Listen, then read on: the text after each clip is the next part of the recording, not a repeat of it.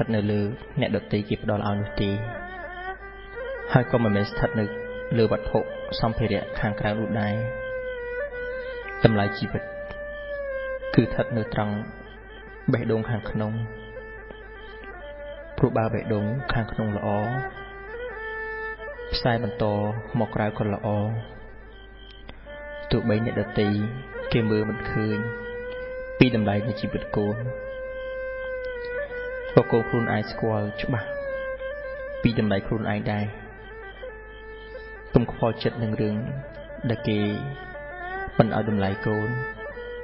tại treo nước khuôn nâng khuôn ai đai mình ở đầm lại khuôn ai đưa có thua chi vật khuôn ai mình ở bên đầm lại mình được trường thị tràn tại ở đầm lại thì lùi làn vì là hiệp hư ha khang krau mình sơ ở đầm lại đó sẽ cái lỗ đại miên được trong chất phần màn tí từ đồng phong từ thà rồi bọc hàng krau đầm ổ bàn tay phơi cái cứ nốt thô từng lại từ đầm ổ phơi chất đôi mà được pin nhẹ sờ lạnh khăn yên chẳng bao sờ lạnh tam phơi cái sập bài bàn tay mùi kia bao sờ lạnh khăn yên tam phơi chất bậtประกอบนาธาหนึ่งบางสิ่งใดสกเป็นมวยจีบคุมขาดตุกปลุกตะเกียมันเอาดำไหลโกนแต่โกนเตากัดสาจิตไม่หลังวิ่งธาแต่โกนมินดำไหลได้กี่กุบดอลเอาได้หรือตีบางทีมันดอลดำไหลเอากุมตีโกนเตาแต่ดอลดำไหลเอาครุนไอปลุกดำไหลระบบโกนcô mình mới thật nơi lứa nè đợt tây kịp đó là áo đồ tê cứ thật nơi lứa tung vơ đại thua trên bị bể đồ rồi bỏ côn khuôn anh được chuyện này nông bể đồ rồi bỏ côn cứ tơ tạm biệt cô nó thua đâm lại cô nó thua cứ mình men ai dọc bạ từ tình đồ bàn lại chỉ diêm nhiều nhầm na cô mi mà đài vì để cô nhiều nhầmปีพบลูกจังมูก่อสระสะอาดใต้ปีพบลูกปลายจีขมาวงเงิดบินบรรลือได้สมัยคือเนเปได้โกนทั่วมุกกระเยาปรุหาโดยชนหายตึกไม้จังไหนโกนชี้ยิ้มอย่างเงี้ยมาบานชราอย่างเงี้ยได้เพียบจุดเจ้าอย่างเงี้ยเปโกนจบใจให้โกนเงี้ยเปโกนปลายใจได้คือโกนอย่างเงี้ยตัวสกอร์ในการปิด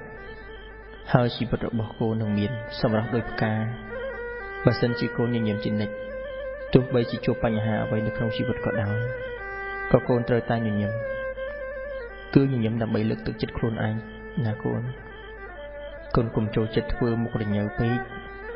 ให้ก็กลมเศร้าขังจานปีได้โปรเปโกนขังมุกระบบโกนคืออักระเหมือนนะการขังจานนอมไอโกนทับจานนะโกนเปรย์โกนอยู่ยิ่งมุกระบบโกนเมื่อเติร์โดยจิตเตบบัดเตปิดาแต่เปรย์โกนขังกาลนามุกระบบโกนโดยจิตเปรย์ใบสายจังมาจังไอโกนแต่ฉลองเมื่อกันจับเปรย์โกนขังมาดองนึกโกนนึกเคยทามุกระบบโกนกูเอาคลายปัญหามนุษย์ได้ผู้กายขังผู้กายเงาะผู้กายงงเงาะคือมันคูเอาสลายตีโกนเอ๋ยการยิ่งยิ่งนี่เชี่ยวสับเฉียบบาโรคสาวสาวระบบในดัตติบานนะโกนเนี่ยได้กำปงเมียนตุกเนื้อเปย์ได้เคยโกนยิ่งยิ่งดักเกี่ยไอรสไซตุกของวอลบานปลุกแต่สนามยิ่งยิ่งดอกสมุทรตรองระบบโกนดูชนะสมโกนยิ่งยิ่งđã nợ đợt tây đòi mi ta nợ nợ đòi ta lực tự chất cùng nhầm đòi bằng cọp hiệp bực bol không chết ở sau na bà khô nhầm đã kỳ đừng tập non ca nhầm một cồn bình tại bà cồn khăng đã kỳ đừng tập non ca khăng một cồn bình đôi khi kỳ ai pi đầm lại cồn bàn thả cồn chỉ mình được bẹp na tam địa nam nhầm đỏ bò đi sợ đỏ bọc cồn sông cô như nhầm ao ban tràn ជាងខឹងណាកូនជាយាមញញឹមឲ្យបានច្រើនណាកូនព្រោះការញញឹមគឺជាឱសថថែរក្សាសម្រស់របស់កូនឲ្យកាន់តែស្រស់ស្អាតគ្រឿងមាំណាកូនកូនមានម្ដាយដួលហើយត្រូវតែក្រោកណាកូនជីវិតរបស់កូននៅវែងឆ្ងាយណាស់កូនមិនត្រូវបញ្ឈប់ដំណើរជីវិតរបស់កូនត្រឹមតែប៉ុណ្្នឹងទេនាវាជីវិតរបស់កូនត្រូវតែទៅមុខជានិច្ចទោះបីជាឆ្លងកាត់ព្យុះភ្លៀងរលកសមុទ្រយ៉ាងណាក៏កូនកុំចុះចាញ់ឲ្យសោះកូនអើយធម្មតាទេជីវិតតែងតែជួបឧបសគ្គអញ្ចឹងឯងគ្មាននរណាគេគិតផុតបានឡើយតែសំខាន់កូនត្រូវតែរឹងមាំដើម្បីឆ្លងកាត់វាម៉ែជឿជាក់ថាកូនអាចធ្វើបានកូនរបស់ម៉ែពូកែណាស់គឺកូនពូកែតស៊ូពុះពៀដោះស្រាយបញ្ហាគ្រប់យ៉ាងរបស់កូនដោះស្រាយបញ្ហាគ្រប់យ៉ាងកូនរបស់ម៉ែពូកែទ្រាំគឺទ្រាំដល់ទីបំផុតទ្រាំដោយភាពរឹងមាំកូនត្រូវជួយយោងខ្លួនឯងឲ្យផុតពីភាពអន្តកាលដ៏ងងឹតនៃជីវិតនេះឲ្យបានណាកូនត្រូវតែរឹងមាំឲ្យបានគ្រប់គ្រាន់ដើម្បីបានជាទីពឹងសម្រាប់ខ្លួនឯងព្រោះគ្មានអ្នកណាម្នាក់ដែលជាទីពឹងដ៏ប្រសើរក្រៅពីខ្លួនឯងឡើយខ្លួនកូននេះហើយដែលជាទីពឹងដ៏សំខាន់របស់កូនបើកូនទុនជ្រាយតើអ្នកណាគេនឹងមកជួយកូនបាននោះពុកម៉ែអាចជាទីពឹងរបស់កូនបានតែនៅពេលដែលពុកម៉ែនៅមានជីវិតតែប៉ុណ្ណោះពុកម៉ែមិនអាចជាទីពឹងរបស់កូនរហូតបានឡើយពីអត់ពីពុកម៉ែទៅកូនត្រូវតែពឹងខ្លួនឯងជួយខ្លួនឯងប្រឹងខ្លួនឯងទើបជីវិតបានភ្លឺស្វាងកូនកុំដេកចាំប្រេងវាសនាឬដេកចាំការបន់ស្រន់ព្រោះការបន់ស្រន់ឬប្រេងសំណាងវាមិនអាចកើនឡើងបានទេ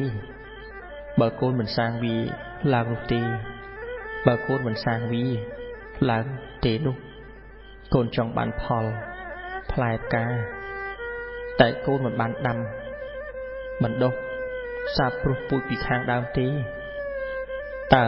ឲ្យទៅបានផ្លែផ្កាមកពីណាបេះយ៉ាងណាបើកូនចង់បានជីវិតមួយដ៏ល្អប្រសើរតើតែកូនប្រឹងប្រែងសាងវាដោយខ្លួនឯង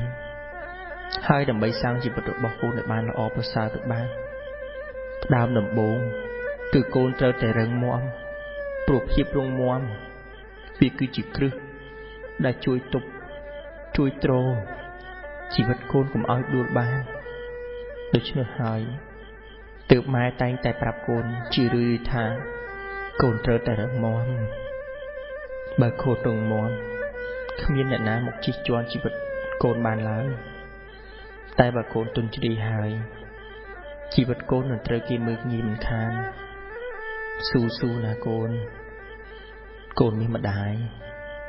ជីវិតកូនលំបាកយូរហើយកូនលំបាកបន្តទៀតក៏គ្មានបញ្ហាអីដែរណាកូនព្រោះភាពលំបាកធ្វើឲ្យកូនចេះតស៊ូការតស៊ូធ្វើឲ្យកូនរឹងមាំភាពរឹងមាំគឺជាទីពឹងសម្រាប់ខ្លួនឯងណាកូនកូនត្រូវចាំថាលំបាកពេលនេះគឺដើម្បីស្រណុកពេលក្រោយតស៊ូពេលនេះគឺដើម្បីភាពជោគជ័យពេលក្រោយឲ្យតែកូនមានចិត្តអំណត់អត់ធន់តស៊ូព្យាយាមគ្មានឧបសគ្គណាចូលមកជ្រៀតជ្រែកជីវិតរបស់កូនបានឡើយការតស៊ូប្រកបដោយឧត្តមគតិគឺជាអាវុធដ៏មុតស្រួច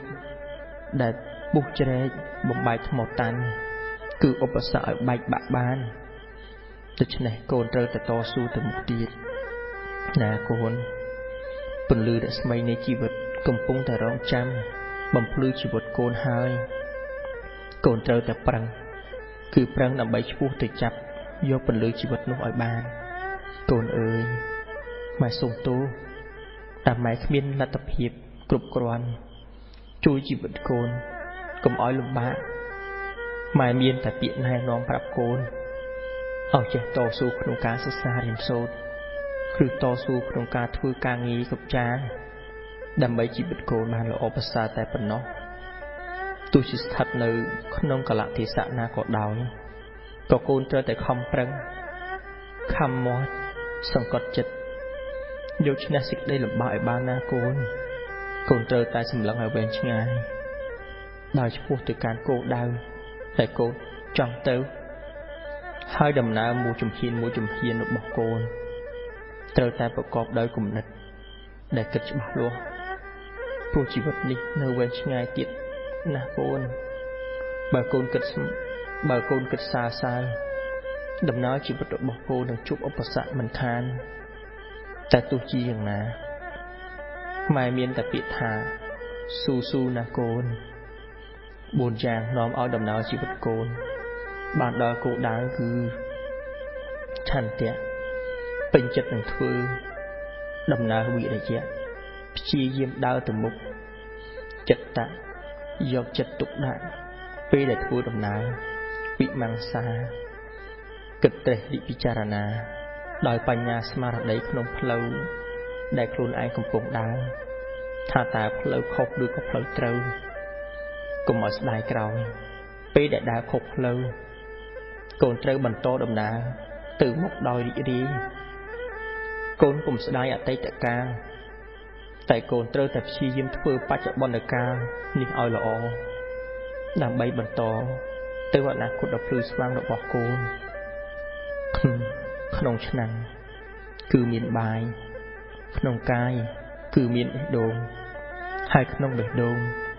ត្រូវតែមានពាក្យថាតស៊ូបើថ្ងៃមួយគ្មានម៉ែកូនអើយមនុស្សយើងដែលស្រឡាញ់គេចាប់ដើមចាក់ចេញចោលយើងម្ដងម្នាក់បណ្ដាហើយអ្នកខ្លះទៅបានលីតែអ្នកខ្លះទៅមិនបានលីសូម្បីតែមួយម៉ាត់ចេញទៅហើយក៏ស្ងាត់បាត់ដំណឹងសូនឆឹងមិនដឹងជាទៅណាមកណាឡើយទាំងអ្នកទៅមុនទាំងអ្នកទៅក្រោយហើយមិនយូរមិនឆាប់ម៉ែប្រកាសជាចាក់ចេញចោលកូនដូចគ្នាព្រោះជីវិតយើងមិនអាចរស់នៅជាមួយគ្នារហូតបានទេគង់មានថ្ងៃណាមួយដែលយើងចែកផ្លូវគ្នាដើររៀងខ្លួនពេលអត់ពីម៉ែទៅកូនត្រូវរៀនរស់នៅឲ្យបានល្អធ្វើចិត្តឲ្យរឹងមាំមើងម៉ាត់ក្លាហានត្រូវកសាងខ្លួនឯងឲ្យមានតម្លៃដល់សង្គមជាតិប្រឹងរក្សាមារយាទឲ្យបានប្រពៃថ្លៃថ្លាមានស្មារតីគ្រប់ពេលវេលាក្នុងការដើរទៅលើវិថីជីវិតរបស់កូនត្រូវចេះអត់ធន់កុំទន់ជ្រាយអ្នកដទៃគេអាចមើលងាយកូនបានតែដាច់ខាតកូនកុំមើលងាយខ្លួនឯងឲ្យសោះកូនត្រូវតែជាមនុស្សល្អដែលស្មោះសរនឹងខ្លួនឯងនិងអ្នកដទៃដែលគេរស់នៅជុំវិញខ្លួនកូនបើថ្ងៃណាមួយគ្មានម៉ែនៅក្បែរមើលថែកូនត្រូវចេះមើលថែខ្លួនឯងស្រឡាញ់ខ្លួនឯងឲ្យច្រើនកុំយកខ្លួនឯងទៅប្រឡាក់ប្រឡូកជាមួយនឹងគ្រឿងញៀនអភិញ្ញាមាសុរាមេរ័យដែលជាគ្រឿងចង្រៃក្នុងសង្គមកុំខឹងឆេឆាវច្រឡោតតោតទងត្រូវចេះទុកចិត្តទុកអារម្មណ៍កុំយល់តែចិត្តខ្លួនឯងត្រូវយល់ចិត្តអ្នកដទៃផងពេលមកចាក់ចេញទៅ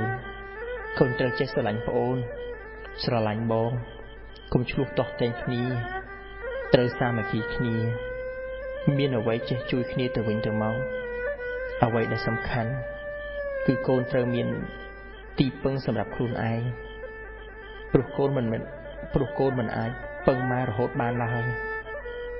ជាចុងក្រោយម៉ែចង់ឲ្យកូនជាកូនល្អជាបងប្អូនល្អជាសិស្សល្អជាគ្រូល្អជាអ្នកដឹកនាំល្អ ជាប្រជាពលរដ្ឋល្អនិយាយរួមម៉ែចង់ឲ្យកូនជាមនុស្សល្អគ្រប់រូបម៉ែចង់ឲ្យកូនជាមនុស្សល្អគ្រប់រូបភាពទាំងអស់ណាកូនណាពីអត់ពីម៉ែកូនត្រូវថែខ្លួនផងរក្សាកាយចិត្តកុំឲ្យសៅហ្មងថែប្អូនថែបងផងណាកូនរៀនរស់តាមផ្កាឈូកកូនអើយផ្កាឈូកជាផ្កាដែលអ្នកផងចូលចិត្តថ្មីត្បិតតែផ្កាឈូកដុះចេញពីភក់ក៏ពិតមែនតែវាអាចធ្វើឲ្យមនុស្សទាំងឡាយត្រូវការវាដើម្បីយកបូជាព្រះនិងតុបតែងលម្អកន្លែងទីសក្ការៈផ្សេងដូច្នេះកូនត្រូវតែរៀនធ្វើខ្លួនដូចជាផ្កាឈូកជាទីត្រូវការនៃជនទាំងឡាយធ្វើខ្លួនឲ្យមានតម្លៃកូនកុំបោះបង់ខ្លួនឯងព្រោះតែគេមិនឲ្យតម្លៃទោះបីគេមិនឲ្យតម្លៃក៏ឲ្យតម្លៃកូនក៏ឲ្យតម្លៃរបស់កូនក៏ឲ្យតម្លៃរបស់កូននៅតែមានចំណិចក៏តម្លៃរបស់កូននៅតែមានចំណិចគឺកូនមានតម្លៃគឺកូនមានសេចក្តីថ្លៃថ្នូរការឈូកទោះបីត្រូវសត្វដែលរស់នៅក្នុងទឹកព្យាយាមចឹកស៊ីត្រួយខ្ចីរបស់វាយ៉ាងណាក៏ដោយក៏ការឈូកនៅតែប្រឹងលូតលាស់ដុះចេញមករហូតតតែផុតពីទឹកយ៉ាងរឹងមាំបញ្ចេញនៅសម្រស់ដ៏តាក់ទាញសម្រាប់មនុស្សទាំងឡាយចំណែកកូនក៏ដូចគ្នាកូនកុំក្តិចត្រួយខ្លួនឯងព្រោះតែអ្នកដទៃមានបញ្ហាអ្វីក៏ដោយកូនត្រូវតែរឹងមាំប្រឹងប្រែងលូតលាស់តទៅមុខទៀតកូនត្រូវចាំថាកូនមានពុកម៉ែចាំផ្ដល់កម្លាំងចិត្តឲ្យកូនគ្រប់ពេលកូនកុំព្រោះតែមនុស្សម្នាក់តែកូនស្រឡាញ់កូនសុខចិត្តកាត់ទុករំគ្រាវេទនាចិត្តតែកូនបែរជាបណ្ដោយឲ្យបាត់បង់ឱកាសដែលកូនត្រូវបានសុខជាមួយមនុស្សដែលជាទីស្រឡាញ់របស់កូនយ៉ាងច្រើនមានឪពុកម្ដាយបងប្អូនជាដើមទៅវិញបើកូនព្រមស្លាប់ដោយការប្រើអត្តឃាតដើម្បីមនុស្សដែលមិនស្រឡាញ់កូនតើគួរគប្បីនឹងឪពុកម្ដាយដែលខំបីបាច់ថែរក្សាកូនចិញ្ចឹមកូនតាំងពីតូចដល់ធំទាំងដែលកូនមិនទាន់បានតបស្នងសងគុណគាត់ផងនោះដែរទេតែការស្លាប់របស់កូនមានតម្លៃដែរទេកុំព្រោះតែមនុស្សម្នាក់ដែលមិនស្រឡាញ់កូនសុខចិត្តបោះបង់មនុស្សរាប់សិបនាក់ដែលស្រឡាញ់កូននោះទោះបីអត់ពីមនុស្សម្នាក់នោះក៏កូននៅតែមានខ្យល់អាកាសដកដង្ហើមរឿងអីកូនសុខចិត្តឈប់ដកដង្ហើមព្រោះតែមនុស្សម្នាក់នោះទៅវិញដល់ជីវិតផ្ដើមជីវិតសារជាថ្មីផ្ដើមជីវិតថ្មីជាមួយនឹងអ្វីដែលថ្មីដែលល្អនឹងរស់នៅបន្តឲ្យមានក្តីសុខជាមួយនឹងមនុស្សដែលស្រឡាញ់កូនកុំកោះរំលើងសេចក្តីសុខខ្លួនឯងព្រោះតែមនុស្សដែលធ្វើឲ្យកូនឈឺចាប់ហើយក៏កុំកប់ខ្លួនឯងក្នុងអតីតកាលដ៏អាក្រក់តទៅទៀតអីងើបឡើងមកណាកូនហើយលុបមុខឲ្យជ្រះទឹកភ្នែកតែងខ្លួនឲ្យស្អាតរួចឆ្លុះកញ្ចក់មើលមុខខ្លួនឯងបន្ទាប់មកសួរខ្លួនឯងថាតើអញនៅល្ងងដល់ពេលណាហេតុអ្វីបានជាត្រូវឈឺចាប់សម្រក់ទឹកភ្នែកព្រោះតែមនុស្សម្នាក់ដែលបញ្ចប់សាច់ឈាមអីបន្តិចតតែសោះអញ្ចឹងប្រយោជន៍អីដែលអញត្រូវមកឈឺចាប់ដោយសារអ្នកដទៃអញត្រូវតែរស់នៅដើម្បីមនុស្សជាទីស្រឡាញ់របស់អញតទៅទៀតកូនត្រូវចងចាំថាដរាបណាជីវិតរបស់កូននៅតែមានដង្ហើមដកកូននៅតែមានសង្ឃឹមដូច្នេះកូនត្រូវព្យាយាមញញឹមដើម្បីលើកទឹកចិត្តខ្លួនឯងណាកូនកាលដើមឈូកនៅក្នុងភក់ធំក្លិនអាក្រក់ល្អមិនល្អតែឈូកប្រឹងដុះតតែត្រដោតែឈូកប្រឹងដុះទាំងត្រដោលូតលាស់បានល្អគួរអស្ចារ្យគឺរៀនឈរឲ្យមាំ កូនអើយម៉ែចង់ប្រាប់កូនថាម៉ែធ្លាប់បរាជ័យ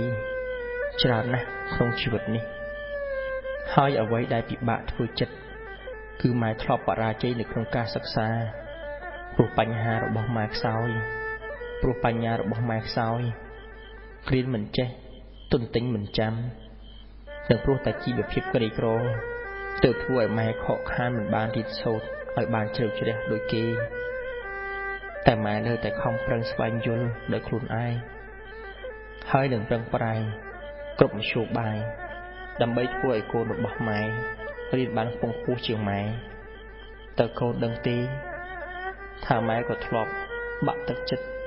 ធ្លាប់គិតខ្លីធ្លាប់អស់សង្ឃឹមនឹងជីវិតនេះខ្លាំងណាស់ព្រោះបញ្ហាសុខភាពឈឺគ្មានលុះថ្ងៃធ្វើអ្វីក៏មិនកើតញ៉ាំអ្វីក៏មិនបានគិតអ្វីក៏មិនចេញក្នុងចិត្តធុញថប់ងឿយណាយទន់ជ្រាយម៉ែស្ទើរតែមិនមានសេចក្តីក្លាហាននឹងការរស់នៅបន្តទៅមុខទៀតម៉ែធ្លាប់បាត់បង់ច្រើនណាស់ម៉ែបាត់បង់ជំនឿចិត្តបាត់បង់មិត្តភ័ក្តិបាត់បង់ផ្ទះសម្បែងព្រោះត្រូវភ្លើងឆេះបាត់បង់ដីធ្លីព្រោះអ្នកមានអំណាចបានប្លន់យកស្រស់អ្វីដែលម៉ែពិបាកទទួលយកនោះគឺម៉ែបាត់បង់លោកឪពុកអ្នកម្ដាយដែលជាទីស្រឡាញ់របស់ម៉ែតាំងពីម៉ែនៅក្មេងៗម្លេះម៉ែធ្លាប់ត្រូវគេមើលងាយថាជាមនុស្សគ្មានកំណើតជាមនុស្សដែលគេមិនឲ្យតម្លៃត្រូវគេជេរស្ដីត្រូវគេវាយធ្វើបាបត្រូវគេរើសអើងព្រោះតែម៉ែក្រធ្វើឲ្យម៉ែលែងចង់រស់នៅក្នុងសង្គមនៃការបែងចែកវណ្ណៈនោះតែពេលនេះម៉ែលែងអីហើយម៉ែអាចដើរទៅមុខដោយខ្លួនឯងបានម៉ែមានសេចក្តីក្លាហានច្រើនជាងមុនហើយម៉ែមានសង្ឃឹមអាចញញឹមដាក់ពិភពលោកនេះដោយមិនខ្លាចក្រែងរអាចិត្តម៉ែអាចរៀនសូត្រពីអ្វីដែលនៅជុំវិញម៉ែបានហើយដែលអស្ចារ្យនោះគឺម៉ែនៅរស់រានមានជីវិត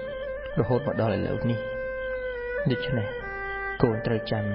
ថាដរាបណាជីវិតកូននៅមានពលឺនៃសេចក្តីសង្ឃឹមរបស់កូននៅតែមានដូចគ្នាភាពបរាជ័យការអស់សង្ឃឹម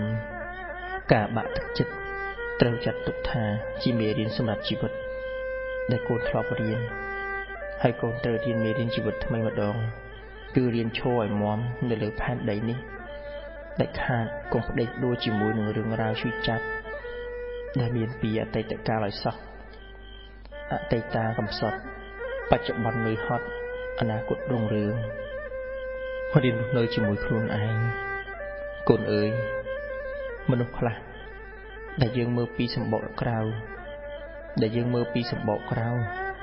ឃើញថាហឺហាហឹកហាក់ឆ្លោឆាយរីករាយសប្បាយក្អាកក្អាយណាស់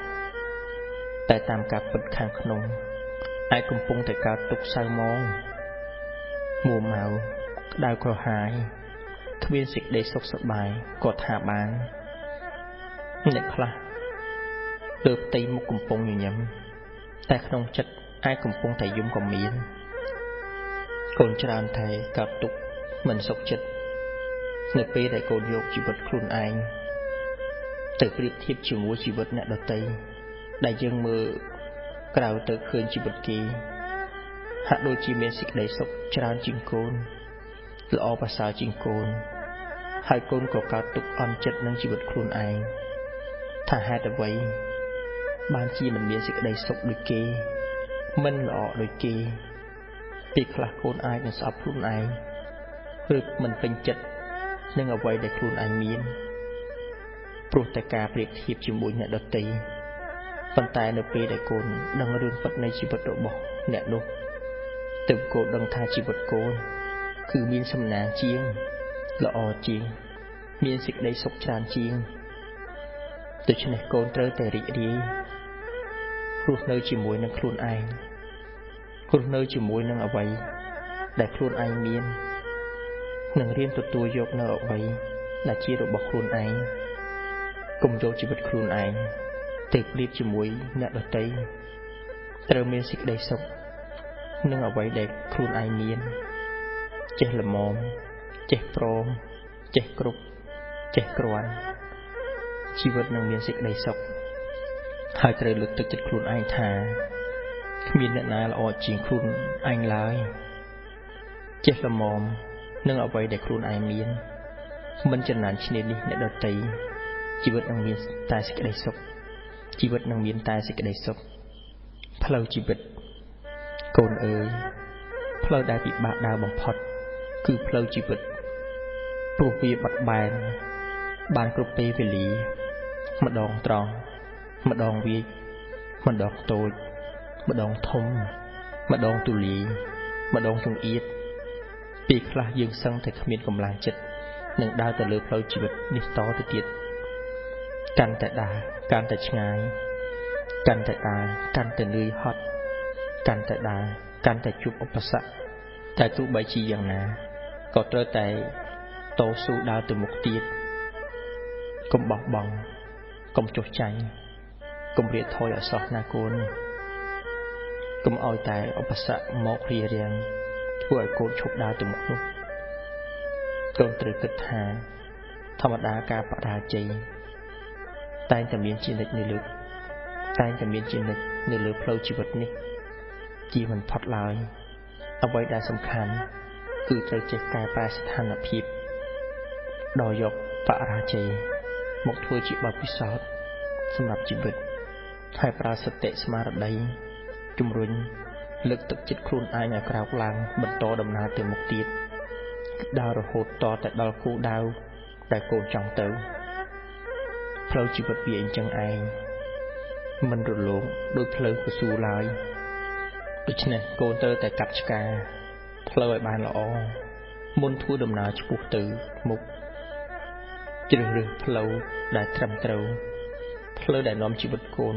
បានរីកចម្រើនព្រោះផ្លូវជីវិតនេះមានច្រើនប្រភេទណាស់សម្រាប់កូនជ្រើសរើសដើម្បីដើរបើកូនជ្រើសរើសផ្លូវត្រូវដំណើរនៅលើផ្លូវជីវិតរបស់កូននឹងឆាប់ដល់គោលដៅតែបើកូនជ្រើសរើសផ្លូវខុសវិញនោះជីវិតរបស់កូននឹងពិបាកក្នុងការធ្វើដំណើរជាហេតុនាំឲ្យវង្វេងទិសដៅមិនស្គាល់ផ្លូវច្បាស់លាស់កាលណាមិនស្គាល់ផ្លូវច្បាស់លាស់ហើយគោលដៅដែលត្រូវទៅមិនដឹងនៅឯណាដែរអ្នកណាអាចដើរក្នុងព្រៃជ្រៅទៅបានដោយមិនវង្វេងតតែអ្នកនោះស្គាល់តតែអ្នកនោះឯងស្គាល់ផ្លូវតតែអ្នកនោះឯងស្គាល់ផ្លូវក្នុងព្រៃនោះច្បាស់យ៉ាងណាអ្នកដែលដើរនៅលើផ្លូវជីវិតមិនដែលមិនវង្វេងតតែអ្នកនោះសិក្សាពីជីវិតសិក្សាពីផ្លូវនិងទីតាំងភូមិសាស្ត្រនៃជីវិតឲ្យស្គាល់ច្បាស់សិនទើបអាចដើរទៅរកគោលដៅទើបអាចដើរទៅរកគោលដៅបានវង្វេងផ្លូវគង់អាចរកឃើញតែបើវង្វេងខ្លួនឯងហើយគឺពិបាកខែណាស់បើកទំព័រជីវិតថ្មីកូនអើយត្រូវព្យាយាមលាងជម្រះភាពកខ្វក់នៃជីវិតឲ្យបានស្អាតសម្អាតចិត្តឲ្យជ្រះស្រឡះពីភាពសៅហ្មងទាំងឡាយរឿងដែលនាំឲ្យក្តៅក្រហាយបំភ្លេចឲ្យអស់ដើម្បីសាងភាពស្រស់បំព្រងឲ្យជីវិតកុសល្មមហើយគឺល្មមលឿនណាយធុញទ្រាន់នឹងជីវិតដដែលរឿងឈឺចាប់ដដែលរឿងសោកសៅដដែលវាជាហេតុនាំឲ្យជីវិតរបស់កូនស្អុយរលួយដូច្នេះទាមទារឲ្យកូនត្រូវតែលាងជម្រះវាចេញឲ្យស្អាតកុំបំផ្លាញជីវិតខ្លួនឯងព្រោះរឿងស្មុគរោគទាំងនោះឲ្យសោះណាស់កូនវាគឺជាភាពល្ងងខ្លៅជាទីបំផុតព្រោះតែស្អុយកណ្ដុរងាប់មួយក្បាលនៅក្នុងផ្ទះកូនគួរតែរកកណ្ដុរងាប់នោះឲ្យឃើញហើយយកវាទៅចោលឲ្យឆ្ងាយរួចលាងជម្រះកន្លែងដែលកណ្ដុរងាប់នោះឲ្យស្អាតទៅពីលែងអីហើយយ៉ាងណាមិញកូនក៏មិនគួរដុតបំផ្លាញខ្លួនឯងព្រោះតែបញ្ហាជីវិតដែរកូនគួររកប្រភពនៃបញ្ហាឲ្យឃើញហើយស្រាវជ្រាវឲ្យស្រឡះរួចរៀបចំជីវិតសាជាថ្មី ឲ្យមានសេរីសួស្តីជាងមុននោះជីវិតកូននឹងលែងមានភាពចង្អៀតចង្អល់ទុកកង្វល់ទៀតហើយបើកទំព័រជីវិតថ្មីដោយកសាងរឿងដែលល្អរឿងដែលថ្មីអភិវឌ្ឍចិត្តគំនិតឲ្យចេះគិតអ្វីដែលនាំឲ្យជីវិតរីកចម្រើនគិតអ្វីដែលនាំឲ្យជីវិតរីករាយមិនគិតអ្វីដែលនាំឲ្យស្មុគស្មាញ